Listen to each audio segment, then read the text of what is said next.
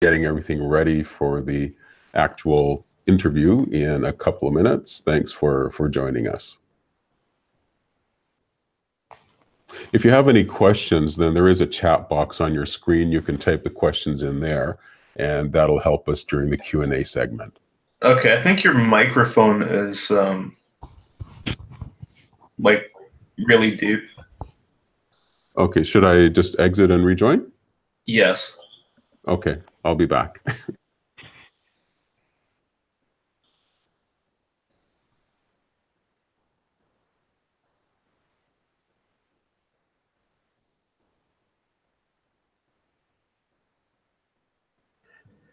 Okay, I think I am back. How is this sounding? That sounds great. Okay, good. It's hard to do one of these events without a microphone. Yeah, no kidding. Question for you: does the audience have the ability to engage through the chat as well? Or... Absolutely. Okay, really cool.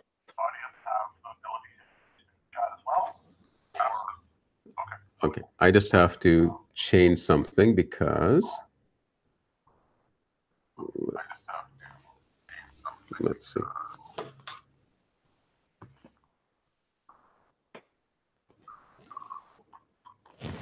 Okay, we're about to start. Just a moment, please.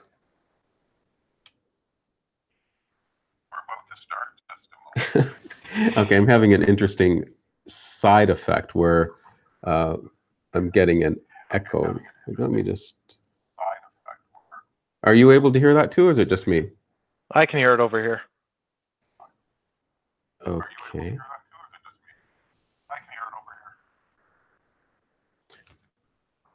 This should work. Volume. Okay, now you probably can't hear any echo, can you? Not yet, but I know the delay was there for a few seconds, so we'll see. Right.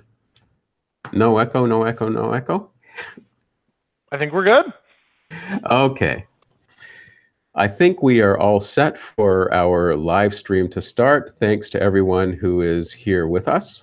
So, Jeevan, at the control panel, can we get started? Absolutely.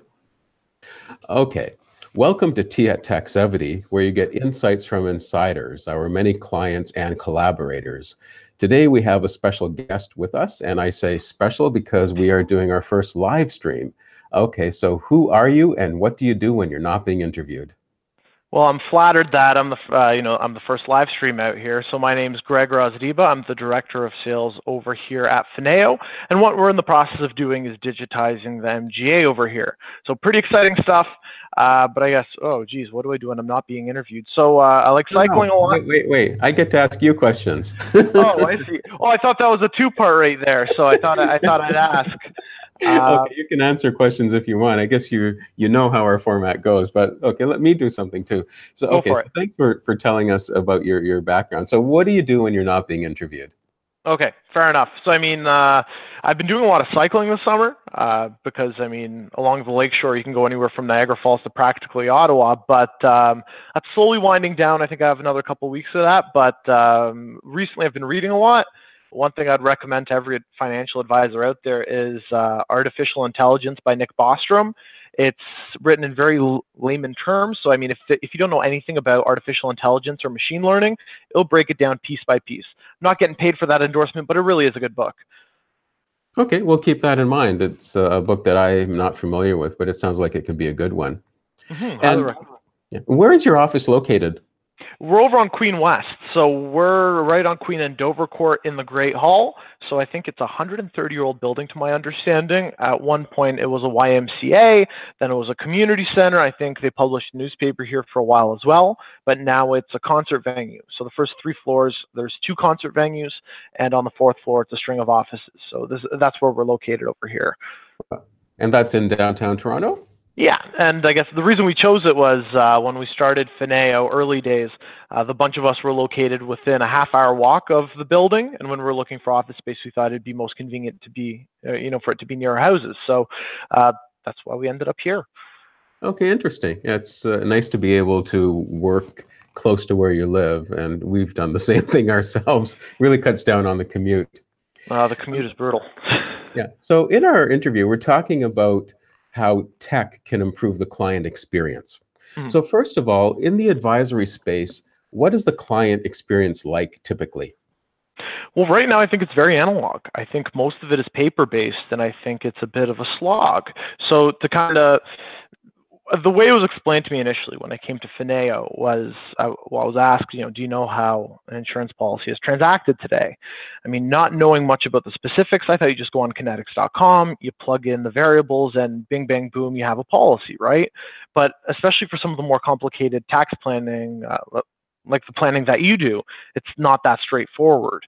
So, but it's all very paper-based. So say, you need a couple of different policies with a couple of different carriers. You're sitting there with a client, you're filling it out with them for a prolonged period of time. And it's relatively tedious. If everything goes well, it takes between 4 and 6 weeks. If everything doesn't go well, it could take upwards of 6 months. And I mean, in effect, what we're positioning is a math equation in many respects. I mean, if someone is this healthy and they're looking for this sort of product with this sort of term, it's a bunch of variables and you can, in effect, spit out an answer eventually. But it's been very analog. And I think going forward, software will play a role in streamlining this process, whether it's for delivery or whether it's for underwriting. I think the whole process will be overhauled over the course of the next 20 years or so. And so I completely agree. The process is very paper heavy right now. And we've had situations where we have to drive for hours to fill out an application because it has to be done on paper. Yep. And that just seems so odd in 2018. Are there other aspects to the client experience besides the heavy use of paper? Well, I think in this day and age, I think everyone's looking for an all-in-one solution almost. It's not just, can you take care of my mortgage or can you take care of my insurance? It's, here's the problem that I'm trying to solve. Can you fix it? And I think as there's a bit more of a push towards holistic planning, I think that planner or that advisor will have to become a point person for many different areas that they're not necessarily familiar with. So having someone that you partner up with for mortgages or having someone that you partner up with on the wealth side, so that if someone comes to you with a problem, you can figure out the solution regardless of if it's your area of expertise. Okay. But I think the other, go ahead. So you're not saying that the advisor themselves has to be an expert in all these different areas, but they can align themselves with people who are experts in those other fields. Well, that's exactly it. And I know there's been this push in the industry, and I think this is what differentiates a lot of the great advisors from the okay advisors is, you're not just positioning a product. You really are selling a solution. I think a lot of people come to advisors with a problem, and that if you can provide something you're buying a house, it's a huge decision. What do you need? You need a mortgage. You need to insure that mortgage. You might have some money left over. And hey, you also have a kid, so you need to get the RESP in order as well. Given the first 3 variables, how do you plan for the 4th? I mean, this is all an integrated experience that they'd be looking for because everything's really tied together in that situation. Yeah, because the reality is that most of the issues that clients have are outside of our own ability to resolve. And either we can say, well, sorry, you have issues elsewhere, deal with them yourselves, figure them out, or we can help and bring solutions to those clients through our networks. That's exactly it. And I think a lot of advisors have these networks. And I was chatting with someone, a younger advisor last week, and he was saying, listen, a lot of the people that I deal with just aren't very old. And he doesn't mean that in a bad way, but just in their 20s, starting to plan their life, don't have a lot in savings, are slowly starting to buy houses. And he thought, as an advisor who's insurance focused, I mean, there isn't a lot that I can do. So what he started doing was reaching out to mortgage advisors, working with them very closely. And all of a sudden, all of his friends and all his clients that were looking to buy a house, he could actually offer up an integrated experience. Okay, excellent. How is technology enhancing the client experience these days? In every aspect, really. So when it comes to being able to, let's start with managing the files, so what the client could see. So if they're looking for an area where they can manage their entire experience, I think the banks have done a relatively good job of just keeping it all on one platform. If you go on RBC's website, if you go on TD's website, BMO's website, if you have everything with them, whether it's a mortgage, investment products, insurance products, and the bunch, it's all in one space. And I think that's been a serious competitive advantage for the banks. And now I think for a lot of independent advisors, whether it's on the insurance, the wealth, the mortgage side, you name it, there are a lot of companies that are slowly emerging on the tech side that can provide that kind of similar experience, but for independent advisors who are oftentimes more qualified to deal with that kind of individual. So I think, when it comes to managing all your documents in one place, and over here at Fineo, what we saw a lot of demand for from our advisors' clients was a portal where they can access all their documentation. not too crazy from a technical standpoint, but not many options currently exist for something like that. But for an advisor, when it comes to, managing a relationship, we hear all the time from advisors that, sometimes through their own fault, sometimes through no fault of their own, they just don't have time to reach back out to clients over the course of a year. So, I mean, using something like one of the softwares that we use in-house is called BombBomb. We build out a video cadence with topics that may be relevant to that individual. So if someone's in their, let's say 20 to 35, we can have like a 6-week segment around, this is what you should look for in a mortgage. This is what you should look for with regards to insurance. Mortgage insurance versus creditor insurance versus life insurance, what's the best option for you? It's a very easy way to build engagement with that sort of subset while informing your client base on an ongoing basis, whereas, you might not be able to, call them on a weekly basis or on a monthly basis or on a quarterly basis when, sometimes you can only chat with someone once every half year. Or, Right. Even small and simple things like, even like a scheduling software like Calendly. From a process We standpoint, use that. great. It's fantastic because all of a sudden, I'm sure you've seen it before. It's the reason I got it. You're on an email chain that goes back and forth for like, I don't know, let's say 6 different emails. It's like, oh, are you free on Wednesday? Actually, Wednesday's a bad day. How's your Thursday looking? Well, I'm available at 11. Well, I'm not available at 11. How's Friday looking at this point? Well, my Friday's all booked. How's the week after? And all of a sudden you're like, what am I wasting my time on? So this effectively eliminates a lot of that. Yeah. So with Calendly, you're putting your calendar online, and then people are just booking an appointment with you directly. Well, that's exactly it. And where I challenge a lot of advisors is, if you're spending, there is a free version with 2 options, which I think is good enough for most advisors. I mean, when it comes to scheduling meetings with your clients or, with partners that you have in the industry, if you just send them out this link, would this save you a lot of time? And what we've seen with a lot of advisors is that it has, at very little cost to them. Yeah, that's a good example. You mentioned using BombBomb. Now, that's a video tool. Are you putting the videos on YouTube, or how are people getting these videos from you? Sure. So BombBomb goes to their email. For a lot of folks, I mean, whether you're young or you're old, I mean, you have access to email. So, I mean, YouTube's great if you're looking for something a bit more public facing.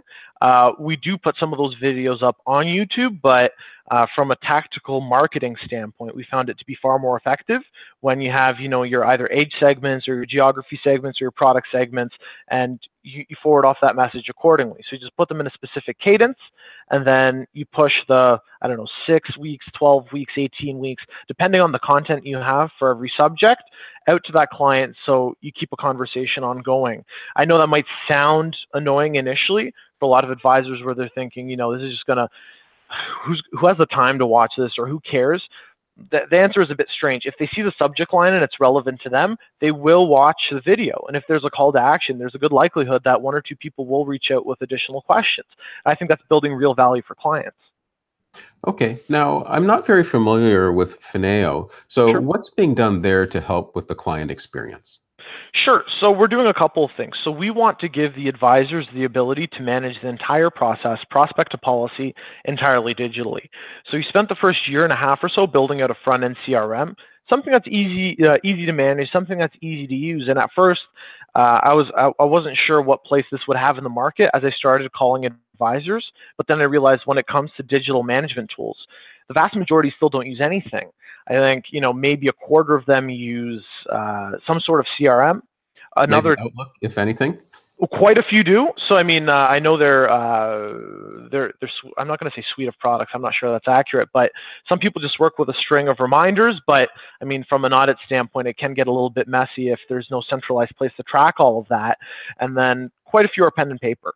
I mean, it's worked for so long. If it ain't broke, don't fix it. But I think as time goes on, a lot of these digital tools, including our own, will allow you to just sync everything up in one area. And despite the productivity gains that could be found in a platform like ours, the big push recently has been from a compliance standpoint. If you just front load all the compliance, if you do your needs analysis before you even meet with the client, just validate that everything's correct and plug in some things that are missing, all that gets synced right into the CRM. Any sort of documentation is included in the client profile, and every touch point that you've had, whether it's a phone call, whether it's an email, whether it's just a general meeting and you took notes, all of that is included in one area, timestamped, so that when you get audited, because it really is an inevitability, you don't need to worry about where everything currently stands. It's all included in the platform. So we spent the first year and a half building out the CRM aspect of things, and we continue to create additional functionality and improve on existing functionality. But what we'll be looking to do over the course of the next few years is tie in the carriers directly, so that an advisor would have the ability to transact applications through the platform. That's the vision. That's the goal. Okay. And now, the CRM that you've been building for this length of time, because I understand that that's very important, and we started with the CRM because I don't know how you run a business without that. What do you charge? Nothing. Okay. How do you do this for free? I was a little puzzled at your business model. Sure, I think that's fair, and I think it'll become relatively evident in a few years why that's the case, and I'll run you through it right now. As these integrations get put into place, we really wanted to give advisors an area where they can manage their business, and I think that's the value to the advisor. But on the back end, as we tie in these integrations where we could potentially provide, like product recommendations for advisors, we need to see where that data is coming through. We would need to see, who's transacting, who isn't transacting, which age bracket. So basically, use a very simple layer of machine learning to give recommendations to advisors based off like a macro set of data. So I think that's something that we're building towards. Obviously, there are a lot of challenges that are, whether it's from a privacy standpoint that are being taken into consideration, from a data standpoint, from mostly on the privacy front, to ensure that the client is being looked after and no one's being crossed here. But the CRM in and of itself is a bit of an intake tool, so that we can use that data to provide more value to the advisor. But given that we operate as an agency and we have a partnership with Hub over here, we do have access to the broader product book, and we can contract advisors and get compensated like most other MGAs get compensated. Okay, your focus is on insurance advisors then, or other kinds of advisors? Predominantly, and predominantly insurance. Someone can manage their wealth book off of our platform, but the reason we focus on insurance is because it's a pretty big challenge. I mean, on the wealth side, they've come about it in many different ways, whether it's streamlining, the process for actually getting product for a client, or whether it's these robos that have emerged.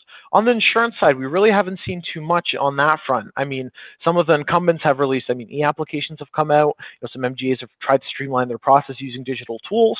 But on the most part, there hasn't been any seismic changes. And I think that's where Fineo will play a role in the next few years. Yeah, because I think that what you're offering with the CRM itself is very important. It seems like a very good tool for people to at least try out, especially if it's free for people who don't have something. And I'm guessing yours is probably cloud-based also. Mm-hmm. And I think the one notion I'd want to dispel, because I get this from advisors all the time, is that the cloud is generally less secure. I don't think that's true at all. I mean, if you have, because we're built off Amazon Web Services, they have a team of security experts on their end to ensure that no one breaks in, there are no breaches, anything of the sort. Whereas, if you have a server in-house, someone breaks in, smashes it in your closet or wherever the heck you store it. I mean, there are real security challenges involved in that. I think as we go forward, most softwares are going cloud-based as it is anyways, but I think there's significant advantage in going in the cloud, and that's the reason we've opted to choose cloud alone. Yeah, another big advantage is if your computer breaks down, everything's in the cloud, you don't have to worry. And so we use cloud-based tools as much as possible. Mm-hmm. The exception being Microsoft Office, where there are things that we still have to install locally. Yep, and I get that, and I've seen that a fair bit. I think everyone's going to eventually go Office 365 that operates within that ecosystem, because I think hardware is becoming less important in some aspects. So I mean, if you have, like, your cell phone's becoming more important in your lives, but it's also, the hardware itself is becoming a bit more commoditized. So say, someone smashes your laptop, your cell phone falls in the water somewhere, and let's say your server goes under. I mean, one thing I oftentimes ask advisors is, how long would it take you to get up and running if all these things happened? So say, let's say your server implodes on itself, or drive dies and the backup isn't very good locally. But say, you put it all on taping, you ship it out. A lot of advisors tell me it takes them between 2 weeks and 2 months, depending on the situation, to actually get up and running again, to make sure that the data is, up where it needs to be. And, let's just hope they don't get audited in that time, because then it gets really complicated. So going forward, everything's going cloud-based. I think, a few things will be stored locally, but for backup and redundancy, I mean, there's no better solution than the cloud at this point, I don't think. Right. Now, Jeevan, you've been monitoring the questions coming in on the live stream. Are there any questions that you can ask us that Gregory can answer? Yeah, for sure. So one question is, other than having the service using the cloud, have there been any other objections or any other sort of pushback from advisors in regards to adopting your service? Apart from the cloud, well, actually, that's a good question. The big one that I've heard, and this shocked even me, was being able to download a lot of the content locally. So say you're an advisor living out, and I'm trying to think of a good example, but like with really poor cell reception, whether you're somewhere in the prairies or somewhere in northern Ontario, you might have the best plan. You might be with Bell or with Rogers, but you hit a complete dead zone. Say you deal with a lot of farmers, for example. This is pretty commonplace with them. So if they're going into those parts and they don't have access to this data, that's a bit problematic. Interestingly enough, that's probably the hesitation that we've heard the most. We're working to mitigate it. It's not something we're looking to tackle immediately, but it might. But we've discussed putting it on a roadmap only because there are some advisors where that's a serious issue, not one that we can mitigate currently. Okay, thanks. And in terms of your service, are there any improvements coming, or is it basically in its final form already? No. Software is never in its final form, ever. So, I mean, just want to throw that out there. I know that there's some softwares that have been around for 20, 25 years. Not much has changed, but software is a process. There's never really an end product, especially now in the cloud era. So we have development sprints every week. So oftentimes what our advisors will see is an incremental improvement here or a new functionality there. I think the recent one was with regards to reporting visualization. So that recently came out. But over the course of the next couple months, we're revamping our mobile presence. So I think it'll be new, improved, and really shiny. But this is an ongoing thing. So I think as we cultivate and make adjustments, I mean, all kinds of things are happening, whether it's, Amazon Web Services is releasing new things on an ongoing basis, client demands are changing, regulatory demands are changing. So we have to stay on top of these things. I mean, being static in this environment is just not a possibility anymore. Absolutely. And the final question we have is, how has adoption with advisors been so far in your experience? It's been good for the folks that are open to it, to be honest, because I think there's still a lot of reluctance. And, these things will take time. I know the average advisor in North America is in their late 50s. So, I mean, it's not the natural demographic to be adopting new technology. I think a lot more folks are looking at either selling off their business or easing out of the business or, I mean, it's not the demographic. Teenagers are usually the fastest ones to pick up new tech. They'll pick up Snapchat and show their parents how it's done. But I think it's been I'm not going to say a slow process because it hasn't been. I think there's been a lot of enthusiasm behind it, but we've been working very closely with advisors, not just on the CRM aspect of things, but even having conversations around Office 365. If someone has it on their on an in-house server, they want to transition it out. What could that look like? We'll have those discussions. If someone's looking for another third-party software that may be a good fit with their business, these are discussions that we have all the time. So I think from an adoption standpoint, for those that are willing and eager, despite not having a great understanding of tech, we have resources in-house that can help them implement these sorts of things.